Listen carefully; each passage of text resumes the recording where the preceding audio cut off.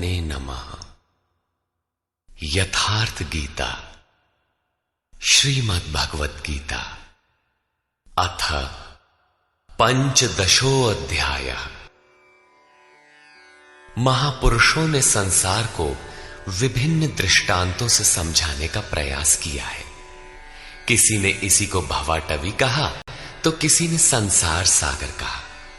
अवस्था भेद से इसी को भव नदी और भवकूप भी कहा गया और कभी इसकी तुलना गोपद से की गई, अर्थात जितना इंद्रियों का आयतन है उतना ही संसार है। और अंत में ऐसी भी अवस्था आई कि नाम लेत भव सिंधु सुखाहीन, भव सिंधु भी सूख गया। क्या संसार में ऐसे समुद्र हैं? योगेश्वर श्री कृष्ण ने भी संसार को समुद्र और वृक्ष की संज्ञा दी। अध्याय 12 में उन्होंने कहा, जो मेरे अनन्य भक्त हैं उनका संसार समुद्र से शीघ्र ही उद्धार करने वाला होता हूं।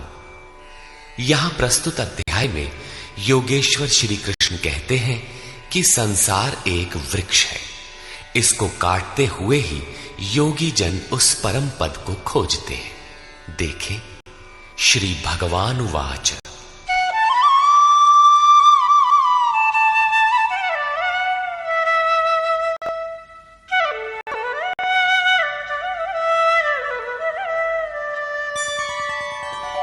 ऊर्ध्वमूलमधः शाखम् अश्वत्थं प्राहुरव्ययम् छन्दांसि यस्य पर्णानि यस्तं वेद स वेदवित्। अर्जुन, ऊर्ध्व मूलम, ऊपर को परमात्मा ही जिसका मूल है, अधः शाखम, नीचे प्रकृति ही जिसकी शाखाएं हैं, ऐसे संसार रूपी पीपल के वृक्ष को अविनाशी कहते हैं। वृक्ष तो अश्वः अर्थात कल तक भी रहने वाला नहीं, जब चाहे कट जाए, किंतु है अविनाशी। श्री कृष्ण के अनुसार अविनाशी दो हैं, एक संसार रूपी वृक्ष अविनाशी और दूसरा उससे भी परे परम अविनाशी।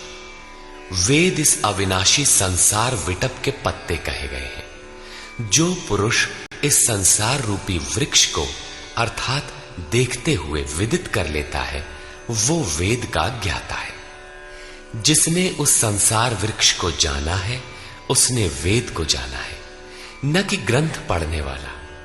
पुस्तक पढ़ने में तो उधर बढ़ने की प्रेरणा मात्र मिलती है, पत्तों के स्थान पर वेद की क्या आवश्यकता है। वस्तुतः पुरुष भटकते भटकते जिस अंतिम कोपल अर्थात अंतिम जन्म को लेता है, वहीं से वेद के वे छंद अर्थात जो कल्याण का सृजन करते हैं वहीं से प्रेरणा देते हैं, वहीं से उनका उपयोग है, वहीं से भटकाव समाप्त हो जाता है, वो स्वरूप की ओर घूम जाता है।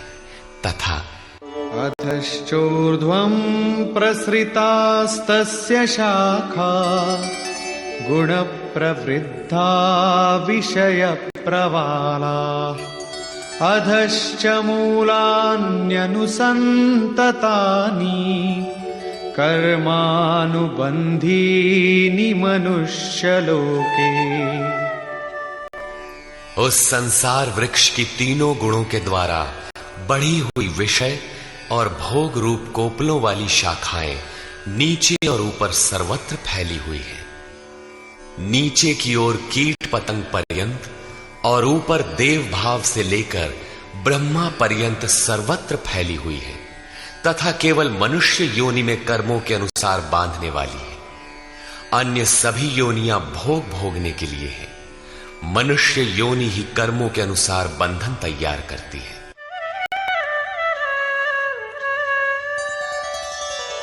न रूपमस्येह तथोपलभ्यते नान्तो न चादिर्न च सम्प्रतिष्ठा अश्वत्थमेनं सुविरूढमूलम् असंगशस्त्रेण दृढ़ेन छित्त्वा। परंतु इस संसार वृक्ष का रूप जैसा कहा गया है वैसा यहां नहीं पाया जाता, क्योंकि न तो इसका आदि है न अंत है और न अच्छी प्रकार से इसकी स्थिति ही है, क्योंकि ये परिवर्तनशील है। इस सुदृढ़ मूल वाले संसार रूपी वृक्ष को दृढ़ असंग शस्त्रेण, असंग अर्थात वैराग्य रूपी शस्त्र द्वारा काटकर संसार रूपी वृक्ष को काटना है। ऐसा नहीं कि पीपल की जड़ में परमात्मा रहते हैं या पीपल का पत्ता वेद है और आरती करने लगे पेड़ की। इस संसार वृक्ष का मूल तो स्वयं परमात्मा ही बीज रूप से प्रसारित है, तो क्या वो भी कट जाएगा? दृढ़ वैराग्य द्वारा इस प्रकृति का संबंध विच्छेद हो जाता है। यही काटना है। काट कर करें क्या?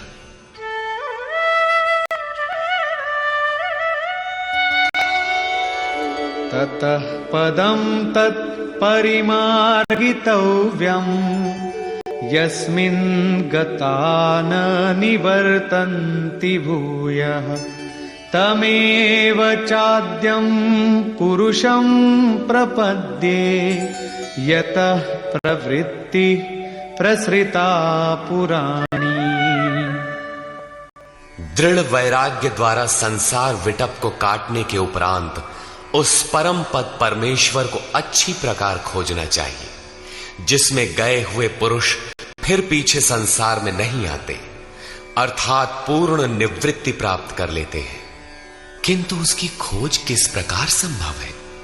योगेश्वर कहते हैं, इसके लिए समर्पण आवश्यक है। जिस परमेश्वर से पुरातन संसार वृक्ष की प्रवृत्ति विस्तार को प्राप्त हुई है, उसी आदि पुरुष परमात्मा की मैं शरण हूं, अर्थात उनकी शरण गए बिना वृक्ष मिटेगा नहीं। अब शरण में गया हुआ वैराग्य में स्थित पुरुष कैसे समझे कि वृक्ष कट गया? उसकी पहचान क्या है? इस पर कहते हैं, निर्माण मोहाजित संग दोषा अध्यात्म नित्या विनिवृत्त कामा द्वंद्वैर्विमुक्ता सुख दुःख संज्ञैर् गच्छन्त्यमूढ़ा पदमव्ययम् तत्। उपर्युक्त प्रकार के समर्पण से जिसका मोह और मान नष्ट हो गया है, आसक्ति रूपी संग दोष जिन्होंने जीत लिया है, अध्यात्म नित्या परमात्मा के स्वरूप में जिनकी निरंतर स्थिति है, जिनकी कामनाएं विशेष रूप से निवृत्त हो गई हैं और सुख दुख के द्वंद्वों से विमुक्त हुए ज्ञानी जन उस अविनाशी परम पद को प्राप्त होते हैं। जब तक यह अवस्था नहीं आती तब तक संसार वृक्ष नहीं कटता। यहां तक वैराग्य की आवश्यकता रहती है। उस परम पद का क्या स्वरूप है जिसे पाते हैं? न तद्भासयते सूर्यो न शशांको न पावकः यद्गत्वा न निवर्तन्ते तद्धाम परमं मम। उस परम पद को न सूर्य न चंद्रमा और न अग्नि ही प्रकाशित कर पाते हैं। जिस परम पद को प्राप्त कर मनुष्य पीछे संसार में नहीं आते हैं, वही मेरा परम धाम है, अर्थात उनका पुनर्जन्म नहीं होता। इस पद की प्राप्ति में सबका समान अधिकार है। इस पर कहते हैं,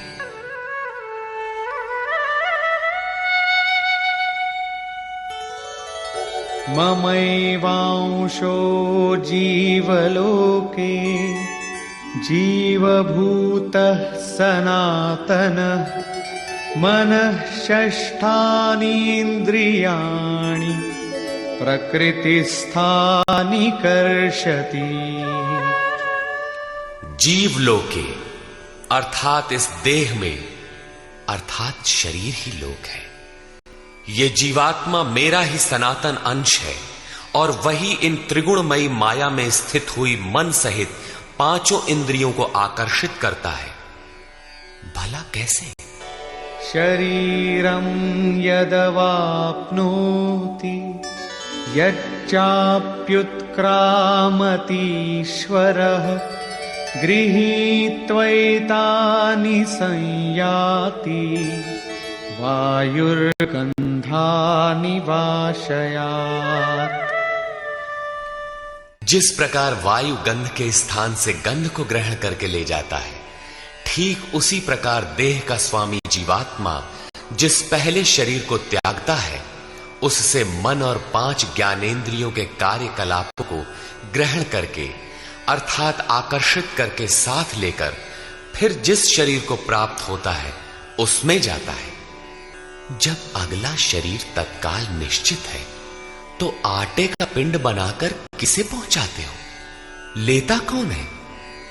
इसीलिए श्री कृष्ण ने अर्जुन से कहा था कि ये अज्ञान तुझे कहां से उत्पन्न हो गया कि पिंडोदक क्रिया लुप्त हो जाएगी। वहां जाकर करता क्या है? मन सहित 6 इंद्रियां कौन है? श्रोत्रं चक्षुः स्पर्शनं च रसनं घ्राणमेव च अधिष्ठाय मनश्चायं विषयानुपसेवते।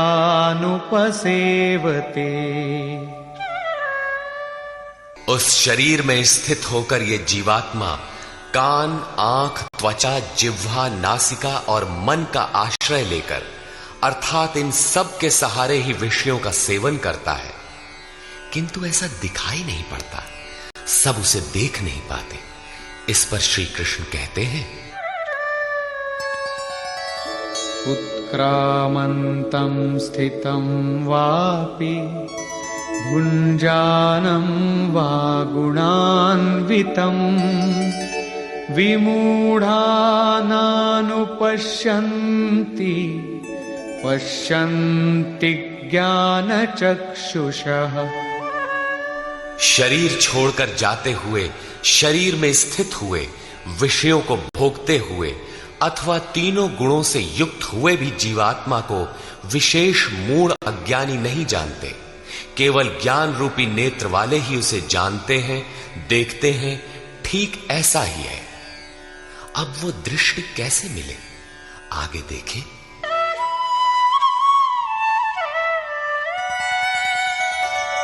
यतन्तो योगिनश्चैनं पश्यन्त्यात्मन्यवस्थितं यतन्तोऽप्यकृतात्मानो नैनं पश्यन्त्यचेतसः। योगी जन अपने हृदय में चित्त को सब ओर से समेट इस आत्मा को यत्न करते हुए ही प्रत्यक्ष देखते हैं, किंतु अकृतार्थ आत्मा वाले अर्थात मलिन अंतःकरण वाले अज्ञानी जन यत्न करते हुए भी इस आत्मा को नहीं जानते, क्योंकि उनका अंतःकरण बाह्य प्रवृत्तियों में अभी बिखरा है।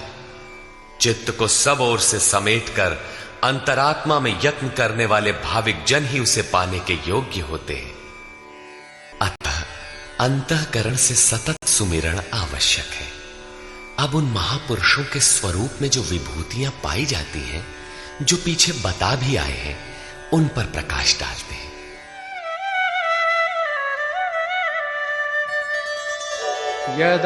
यदादित्यगतं तेजो जगद्भासयतेऽखिलम् यच्चन्द्रमसि यच्चाग्नौ तत्तेजो विद्धि मामकम्। जो तेज सूर्य में स्थित हुआ संपूर्ण जगत को प्रकाशित करता है, जो तेज चंद्रमा में स्थित है और जो तेज अग्नि में है, इसे तू मेरा ही जान। अब उस महापुरुष द्वारा कार्य बताते हैं। गामाविश्य च भूतानि धारयाम्यहमोजसा पुष्णामि चौषधीः सर्वा सोमो भूत्वा रसात्मकः। मैं ही पृथ्वी में प्रवेश करके अपनी शक्ति से सब भूतों को धारण करता हूं और चंद्रमा में रस स्वरूप होकर संपूर्ण वनस्पतियों को पुष्ट करता हूं।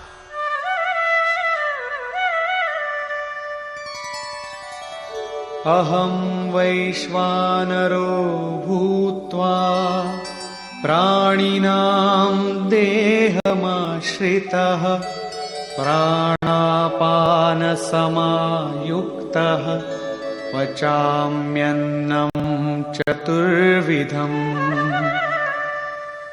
मैं ही प्राणियों के शरीर में अग्नि रूप से स्थित होकर प्राण और अपान से युक्त हुआ 4 प्रकार के अन्नों को पचाता हूं।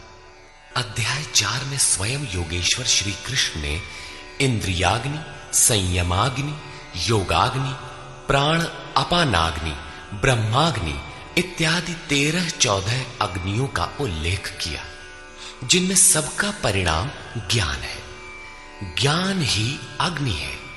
श्री कृष्ण कहते हैं, ऐसा अग्नि स्वरूप होकर प्राण और अपान से युक्त 4 विधियों से, अर्थात जप सदैव श्वास प्रश्वास से होता है, उसकी 4 विधियां बैखरी, मध्यमा, पश्यंती और परा है। इन 4 विधियों से तैयार होने वाले अन्नों को मैं ही पचाता हूं।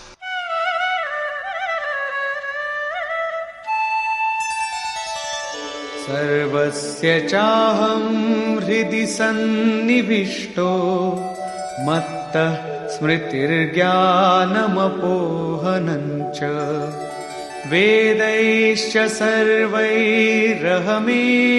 वेद्यो वेदान्तकृद्वेदविदेम चाहम्। मैं ही सब प्राणियों के हृदय में अंतर्यामी रूप से स्थित हूं। मुझसे ही स्वरूप की स्मृति होती है। स्मृति के साथ ही ज्ञान अर्थात साक्षात्कार और अपोहनम अर्थात बाधाओं का शमन मुझ इष्ट से ही होता है। सब वेदों द्वारा मैं ही जानने योग्य हूं। वेदांत का कर्ता अर्थात वेदस्य अंतः सह वेदांत, वेद की अंतिम स्थिति का कर्ता मैं ही हूं और वेदविद भी मैं ही हूं अर्थात वेद का ज्ञाता। अध्याय के आरंभ में उन्होंने कहा था कि संसार वृक्ष है, ऊपर परमात्मा मूल और नीचे प्रकृति पर्यंत शाखाएं हैं। जो इस मूल से प्रकृति का विभाजन करके जानता है, मूल से जानता है, वो वेदविद है। यहां कहते हैं कि मैं वेदविद हूं। उसे जो जानता है, श्री कृष्ण ने अपने को उनकी तुलना में खड़ा किया कि वो वेदविद है। मैं वेदविद हूं। श्री कृष्ण भी एक तत्वज्ञ महापुरुष, योगियों के भी परम योगी थे। यहां ये प्रश्न पूरा हुआ। अब बताते हैं कि संसार में पुरुष का स्वरूप 2 प्रकार का है। द्वाविमौ पुरुषौ लोके क्षरश्चाक्षर एव च क्षरः सर्वाणि भूतानि कूटस्थोऽक्षर उच्यते। अर्जुन, इस संसार में क्षर, क्षय होने वाले, परिवर्तनशील और अक्षर, अक्षय, अपरिवर्तनशील ऐसे 2 प्रकार के पुरुष हैं। उनमें संपूर्ण भूत प्राणियों के शरीर तो नाशवान है, क्षर पुरुष हैं, और ये कूटस्थ पुरुष अविनाशी कहा जाता है। साधन के द्वारा मन सहित इंद्रियों का निरोध अर्थात जिसकी इंद्रिय समूह कूटस्थ है, वही अक्षर कहलाता है। किंतु यह भी पुरुष की अवस्था विशेष ही है। इन दोनों से भी परे एक अन्य पुरुष भी है।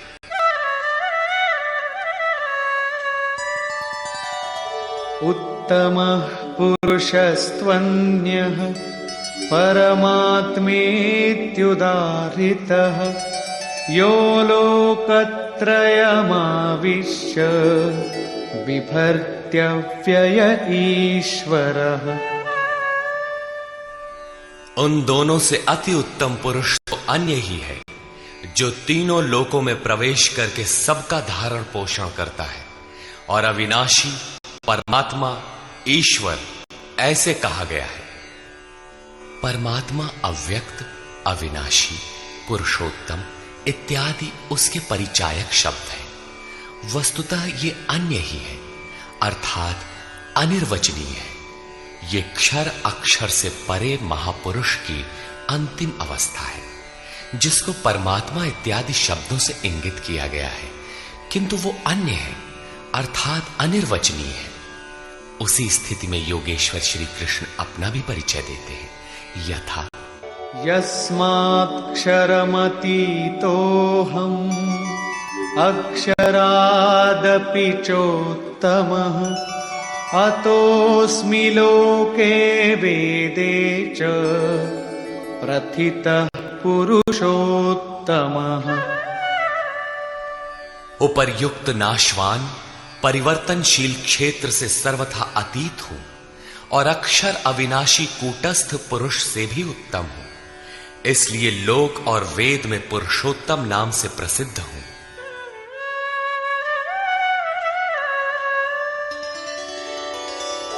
यो मामेवमसम्मूढो जानाति पुरुषोत्तमम् स सर्वविद् भजति माम् सर्वभावेन भारत। हे भारत, जैसा कि ऊपर कहा गया है कि इस प्रकार जो ज्ञानी पुरुष मुझ पुरुषोत्तम को साक्षात जानता है, वो सर्वज्ञ पुरुष सब प्रकार से मुझ परमात्मा को ही भजता है। वो मुझसे विलग नहीं है।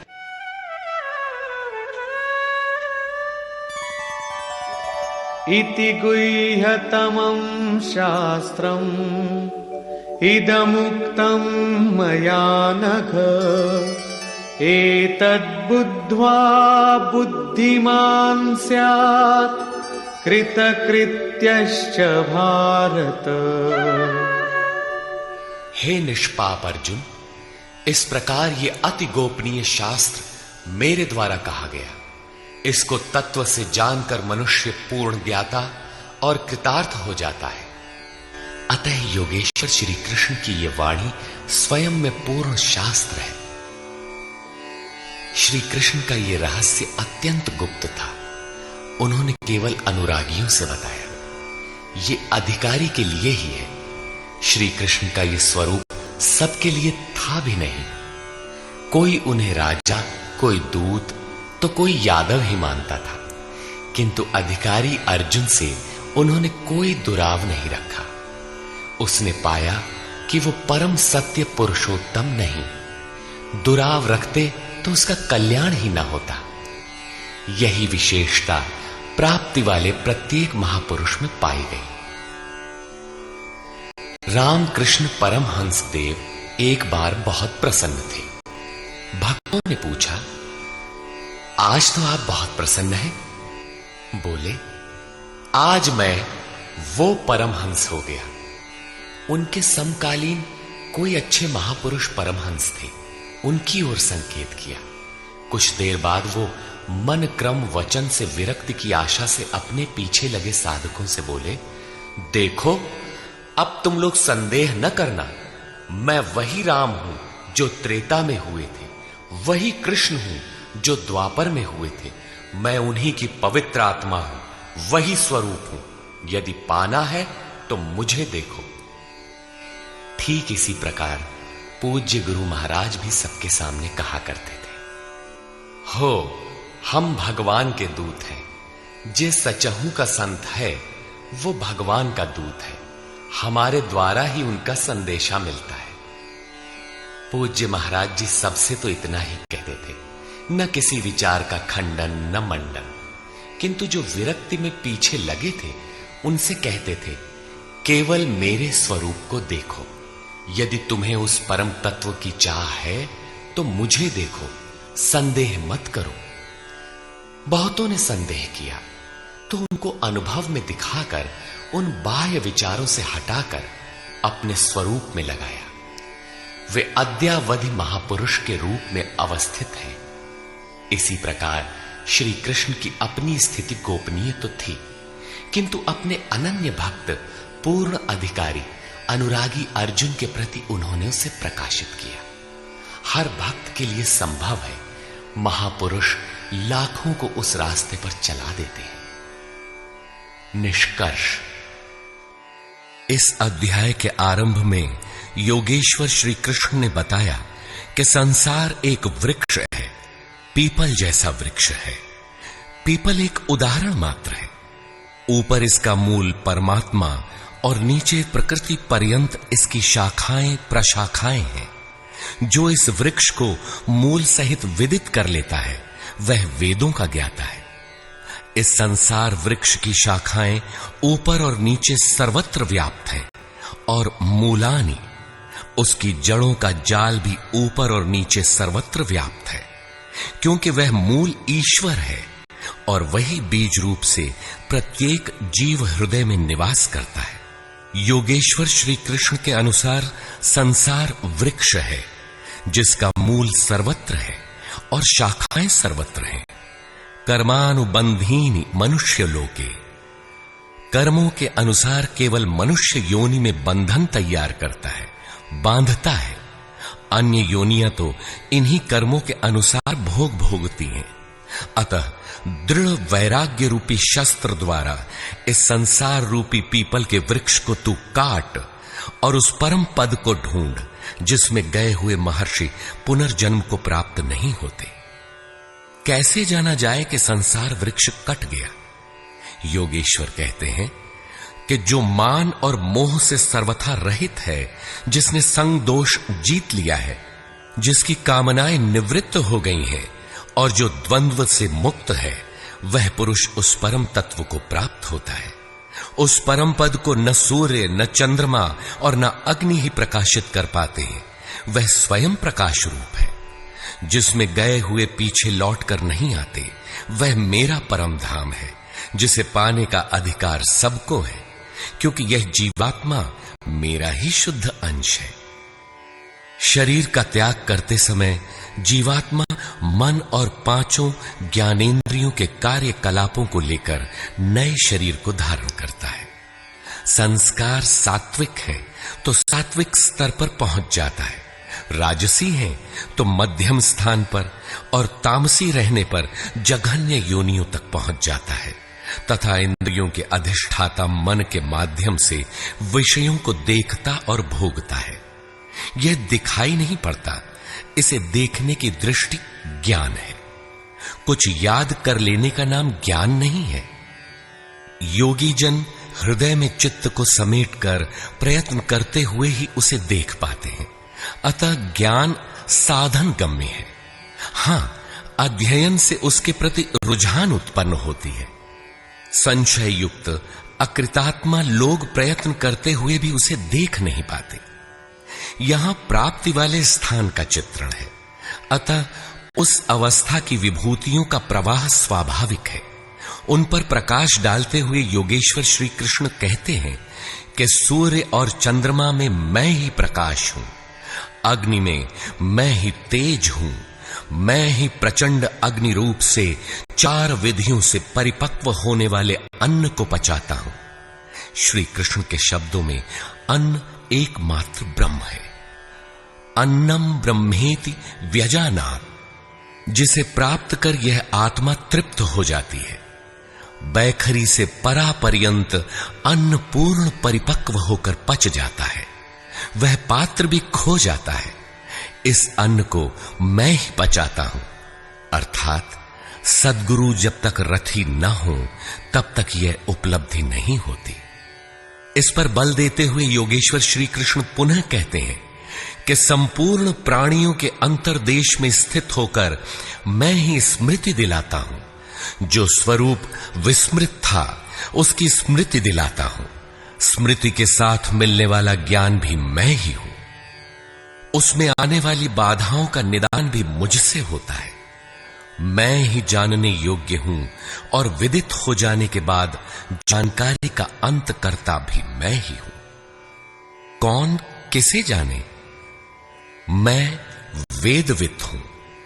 अध्याय के प्रारंभ में कहा, जो संसार वृक्ष को मूल सहित जानता है वह वेदविद है, किंतु उसको काटने वाला ही जानता है। यहां कहते हैं मैं भी वेदविद हूं। उन वेदविदों में अपनी भी गणना करते हैं। अतः श्री कृष्ण भी यहां वेदविद पुरुषोत्तम है, जिसे पाने का अधिकार मानव मात्र को है। अंत में उन्होंने बताया कि लोक में दो प्रकार के पुरुष हैं। भूतादिकों के संपूर्ण शरीर क्षर है।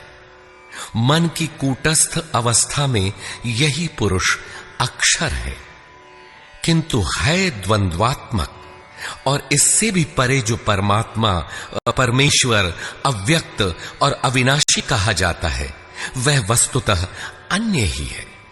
यह क्षर अक्षर से परे वाली अवस्था है।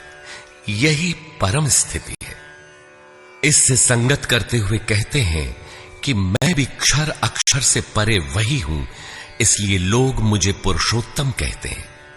इस प्रकार उत्तम पुरुष को जो जानते हैं, वे ज्ञानी भक्तजन सदैव सब ओर से मुझे ही भजते हैं। उनकी जानकारी में अंतर नहीं है। अर्जुन, यह अत्यंत गोपनीय रहस्य मैंने तेरे प्रति कहा। प्राप्ति वाले महापुरुष सबके सामने नहीं कहते, किंतु अधिकारी से दुराव भी नहीं रखते। अगर दुराव करेंगे तो वह पाएगा कैसे? इस अध्याय में आत्मा की 3 स्थितियों का चित्रण क्षर, अक्षर और अति उत्तम पुरुष के रूप में स्पष्ट किया गया, जैसा इससे पहले किसी अन्य अध्याय में नहीं है। अतः ओम तत्सदिति श्रीमद् भगवद गीता सूपनिषत्सु ब्रह्म विद्यायाम योग शास्त्रे श्री कृष्ण अर्जुन संवादे पुरुषोत्तम योगो नाम 15 अध्यायः। इस प्रकार स्वामी अड़गड़ानंद कृत श्रीमद् भगवद गीता के भाष्य यथार्थ गीता का 15वां अध्याय पूर्ण होता है। हरि ओम तत्सत।